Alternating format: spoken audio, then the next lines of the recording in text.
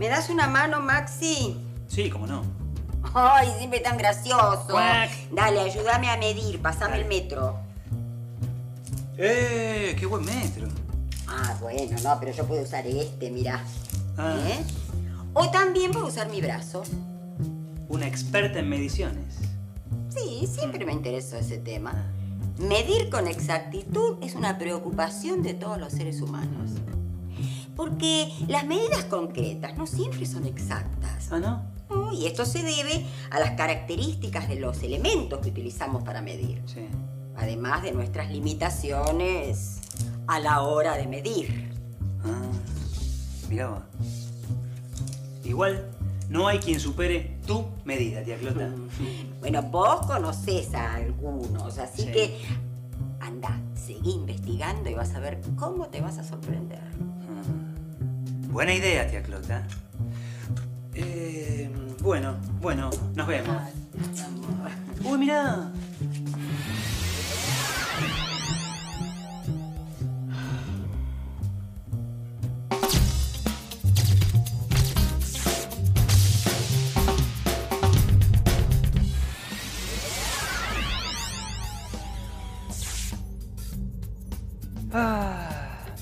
Aquí estoy.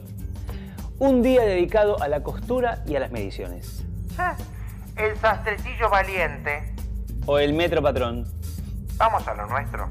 Vamos. Saca una hoja. ¿Prueba sorpresa? No, Maxi, tranquilo. Trata de medir el espesor.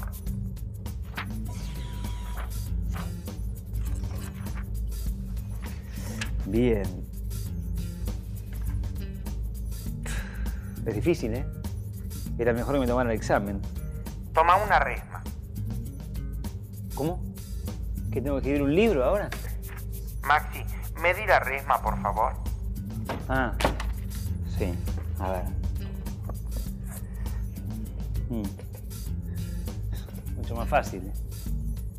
Si se quiere tomar la medida del grosor de una hoja de papel, se puede observar que su grosor no es parejo y que el resultado de medirlo dependerá del punto en que se haga la experiencia, de las cualidades del instrumento que se utilice y de la pericia de quien haga la medición.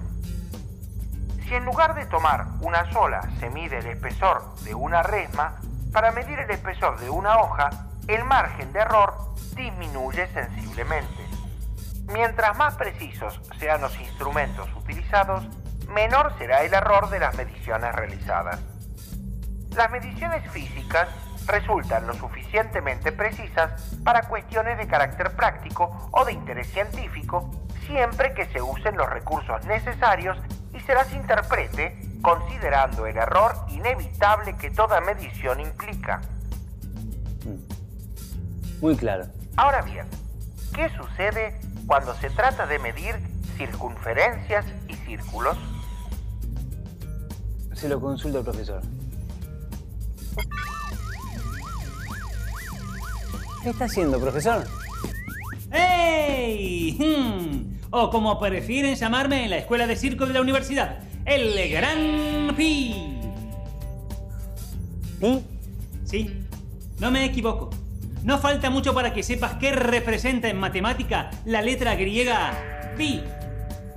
A ver. Te empiezo a contar.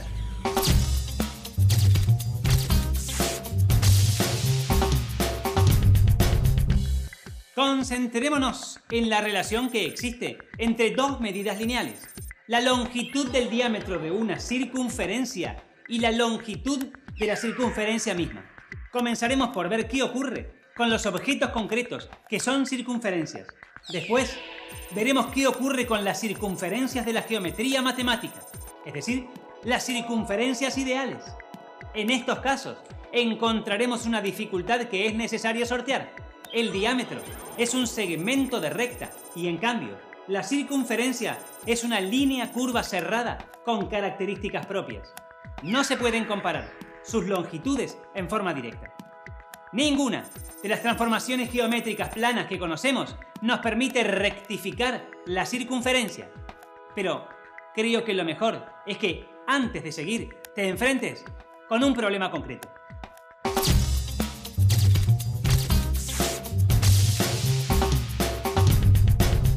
Gracias. Un problema concreto. A medir, Maxi. ¿Qué mido? Te encontrarás con distintas ruedas. Debes medir su longitud y diámetro. Ya mismo. Un consejo. Una manera práctica de medir la longitud de una rueda es hacerla rodar marcando en el piso su huella. Ah. Ja. Claro.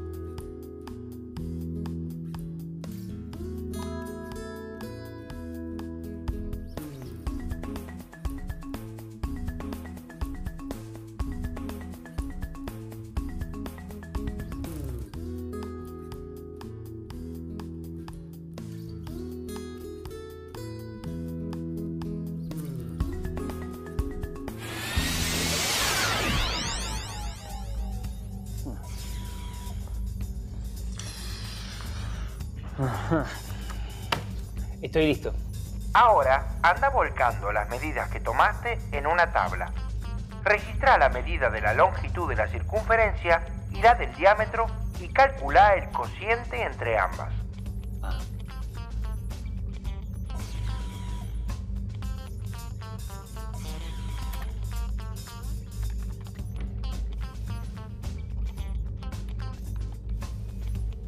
¿Qué notas?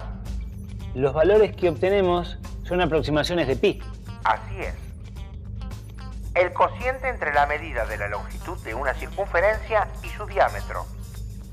Esta constante es un número representado con la letra griega pi, con un valor aproximado de 3,14 cuando se observó en las mediciones realizadas. Dejemos de lado los ejemplos concretos.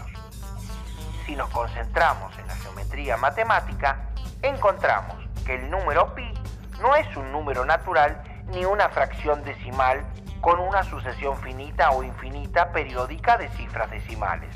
Pero, ¿cómo representamos el valor de pi y sus aproximaciones? Veamos. 3,14, 3,141, 3,1416, 3,14159, 3,141.592, 3,1.415.926, 3,14.159.265, 3,141.592.653 y así aproximaciones con más decimales según la precisión requerida. Necesitaría más datos sobre pi. Ya sabes quién te puede ayudar. Profesor, Maxi, ya te explico. ¿estaba escuchando? Necesito más información sobre pi.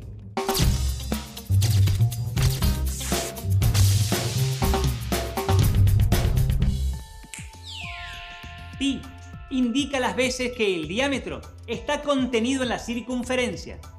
Las civilizaciones antiguas disponían de aproximaciones de este número, aunque no tenían la precisión actual. Los hebreos le daban el valor 3, y ese es el mismo que figura en el Antiguo Testamento.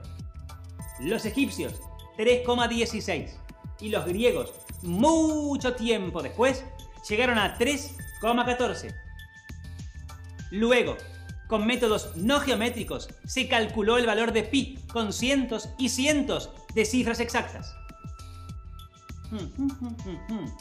Las computadoras de última generación son capaces de calcular cifras inmensamente grandes. Se obtuvo 1 millón de cifras decimales de pi que publicaron en un libro de 400 páginas.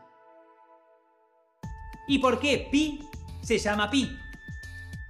Su nombre viene de la palabra griega periferia.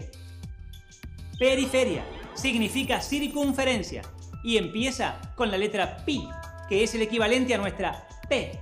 Pero pi no fue un nombre elegido por los griegos, sino que lo empezó a usar el matemático Euler en el siglo XVII.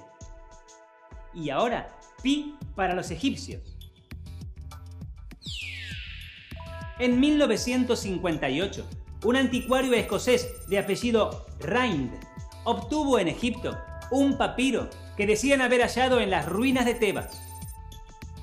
El documento había sido un rollo de unos 5,5 metros de largo por 33 centímetros de alto, pero estaba roto en 2 pedazos y le faltaban fragmentos. Algunos de los fragmentos faltantes aparecieron medio siglo más tarde en los archivos de la Historic Society de Nueva York, obtenidos por un coleccionista. El papiro de Rind fue comprado al morir por el Museo Británico, donde permanece en la actualidad. El papiro Rind es una colección de ejercicios matemáticos y ejemplos prácticos. Contiene unos 85 problemas. Muestra el uso de fracciones, la resolución de ecuaciones simples, la medición de áreas de triángulos, trapezoides y rectángulos, el cálculo de volúmenes de cilindros y prismas y, por supuesto, la superficie del círculo. El papiro de Rind fue redactado hacia el 1700 a.C. y en la actualidad sigue siendo la principal fuente de conocimientos acerca de cómo contaban, calculaban y medían los egipcios.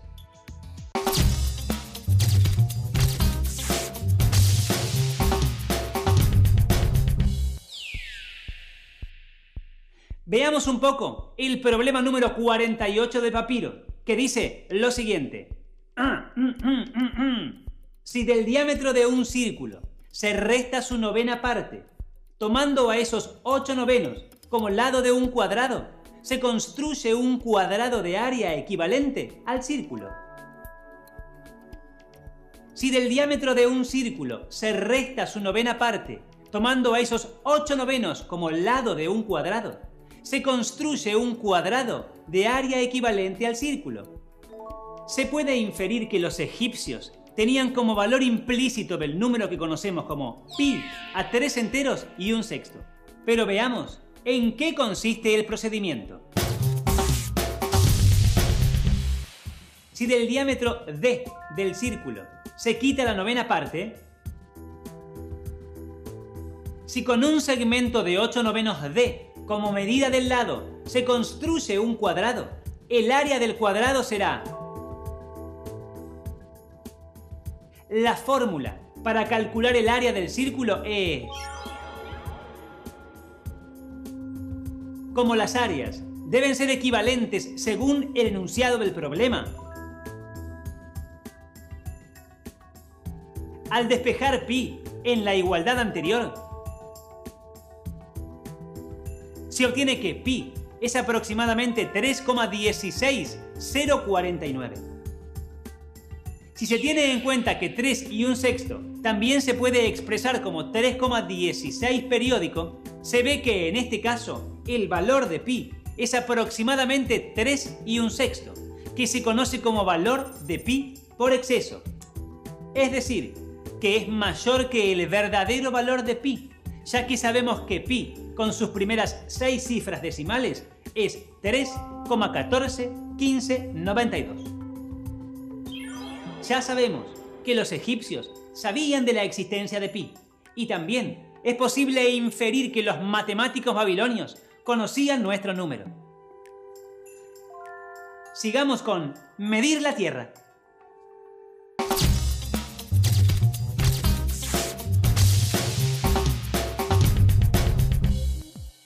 Los griegos dejaron algunos conceptos, como el de igualdad o congruencia de ciertas figuras como círculos o triángulos. Eratóstenes de Alejandría hizo observaciones sobre la forma de la superficie terrestre. Calculó el tamaño de la Tierra con un margen de error relativamente pequeño si consideramos el método empleado y los instrumentos de medición que tuvo. La Tierra es una esfera y desde la antigüedad se tenía evidencia de esto. Se observaba el borde de la sombra de la Tierra sobre la Luna en un eclipse.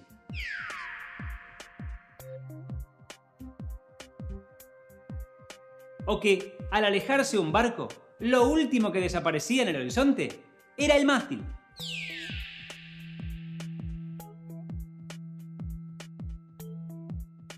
Además, se utilizaba un instrumento para ubicar las posiciones de los astros que presuponía la esfericidad de la Tierra, el astrolabio. Eratóstenes descubrió un papiro en la biblioteca de Alejandría que contenía un informe de observaciones en Sayén, hoy Asuán, a unos 800 kilómetros de Alejandría.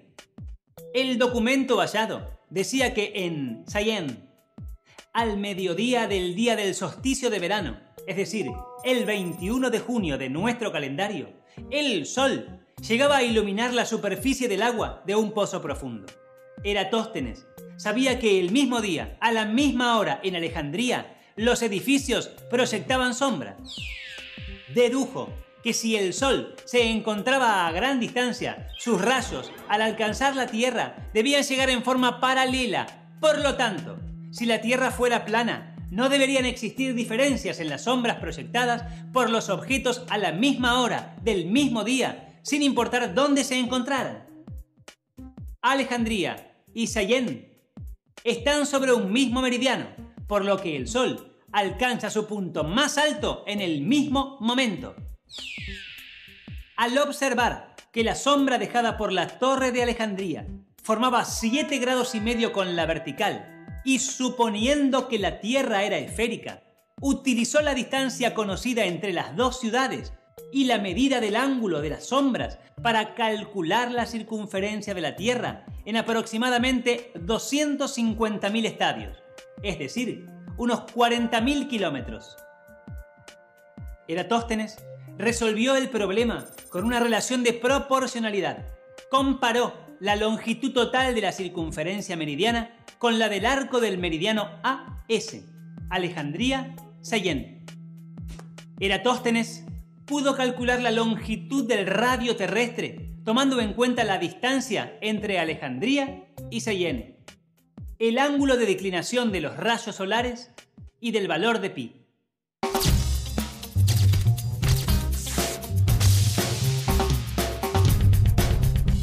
Gracias. Ya pudimos ver que desde épocas antiguas la humanidad se preocupó por la naturaleza de la constante de proporcionalidad entre la longitud del diámetro y la respectiva circunferencia. Pi es un número irracional, pero no es el único. La raíz cuadrada de 2 o la de 3 son también irracionales. Lo que caracteriza a estos números como diferentes de los racionales es que no pueden obtenerse dividiendo números enteros y son mucho más frecuentes de lo que creemos. Entonces, pasemos en limpio lo que estuvimos viendo. Pi es la letra griega elegida para representar un valor que es la proporción constante entre el perímetro de una circunferencia y su diámetro. En la antigüedad se usaron aproximaciones de este número sin la precisión que logramos hoy en día. O sea, pi es un valor esencial para la matemática. ¡Excelente! Qué bueno, porque me dieron ganas de andar en bicicleta. ¿Cuál será el mejor rodado para mí?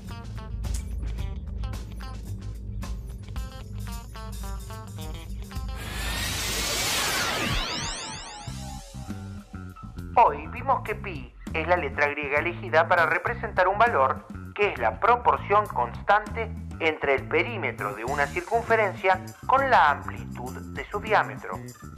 En la antigüedad se usaron aproximaciones de este número sin la precisión que logramos hoy día.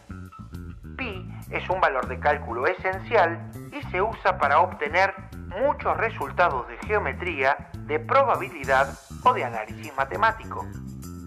Pi es tan importante que matemáticos y profesores de distintos lugares del mundo se reúnen para festejar el día de la aproximación de Pi.